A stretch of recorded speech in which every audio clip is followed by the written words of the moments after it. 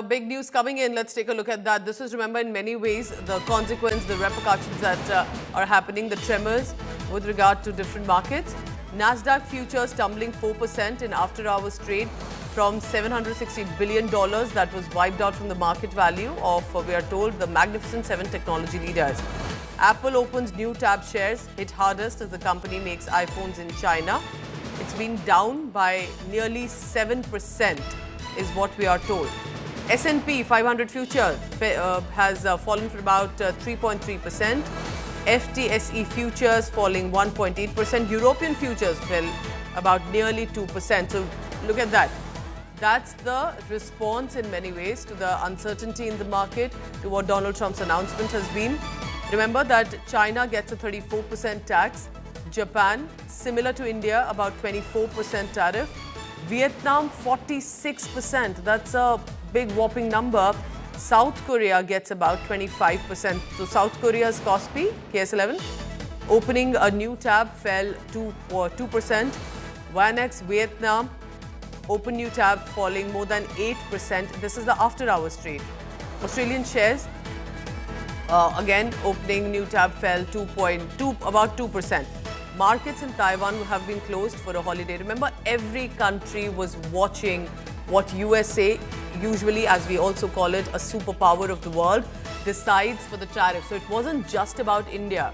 Almost every nation that does trade with the United States of America, and almost all nations do, they were watching carefully how much tariff will they get, and the kind of uncertainty now reflected in this after-hours trade as well. So I want to bring in a special panel of guests joining us this morning, Indian Standard Time. Rabindra Sachdev, he's the Director of India Affairs, US and PAC. Sajid Tarar, he's the Trump Republican Party leader. He's also the CEO, Center for Social Change. Professor Gabriel P. Mathi is joining me, Associate Professor from the Department of Economics, American University. I want to first come to you, Sajid Tarar. What do you make of this announcement? All countries were watching. Do you think that he's been a fair man here, or do you think he's gone ahead and done what simply was about American interests? I have been watching his speech, and matter of fact, I have gone over a couple of times, and let me tell you what the objectives he wants to achieve: bring American jobs back, companies back, tax cuts, and deficit reduction. This is what his objectives are. He again and again he has mentioned the making America wealthy again, and not only this, he has given an example of FDR in 1913, and then at the same time NAFTA. He brought up the NAFTA, where the 90,000 factories has been closed, more than 5 million jobs were lost. And not only this, he's the president who's nationalist. He's a nationalist like Modi Sahib is a nationalist. So making America great again, our own infrastructure. And again, he has said the Friends has been ripping us off in the past. And now the point has come up that I have to watch Americans, how he can cut the taxes and how he can reduce the trade deficit. So I believe it's wonderful. It will be a hiccup in the beginning, but later on, long term. And here I wanted to mention what his biggest show was is auto workers. Today you have seen he brought up one of the auto worker up there who was a union. And keep in your mind, while he was running for the office, unions, those mostly most of the time traditionally vote as Democrat, but this time they supported him. So he wanted to reward them. He wanted to bring Detroit back. So that's what his objectives are. Mainly autos. And you have mentioned, I have been watching it, India charged 100% on the agriculture project. So I think he has given a sweet deal to India for 26%. Again, I wanted to mention President Trump always give credit to Prime Minister Modi. Each time his name comes up, he always mentioned that he's a good friend and he's a good negotiator. So I think India is somewhere that has played into the 26% coming in for India. A good point made by Sajid Tarar. Hiccups in the beginning. Could then it perhaps become more streamlined in the days to come? All countries will be negotiating further as much.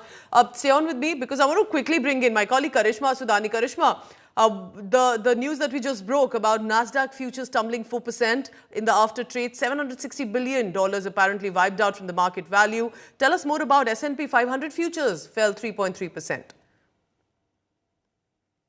Well, definitely the markets across the world have reacted to it. While the announcement was being made, the US markets tumbled. We saw a slump there, and this was pretty much expected. The Japan markets this morning, they've tanked down by close to 4%. The South Korean markets, 2%. And a happy day for Taiwan because their markets are today shut. But likely we're going to see Indian markets also react to it. And because tariffs is not a happy news to come in for any country, especially because how their exports usually get impacted. Definitely Indian markets are going to react to it. And we may expect some kind of fall. But as we know that the volatility is unpredictable, the markets may also take it in a different way. I had mentioned to you this before that it definitely has a direct impact on our exports, but it also has some kind of indirect impacts, which could be pro or a con. It could be good or a bad, a bust or a boom. It could either do well for us as the silent heroes in terms of the trade wars, where we may want to move our exports to different countries and trade and open up our barriers towards new countries and look at in Asia itself, especially in Southeast Asia, some of the countries putting their territorial issues aside and trying to do regional trade more now, as in when it can now escalate. That's what a lot of countries are evaluating as well. Karishma, thank you very much for now.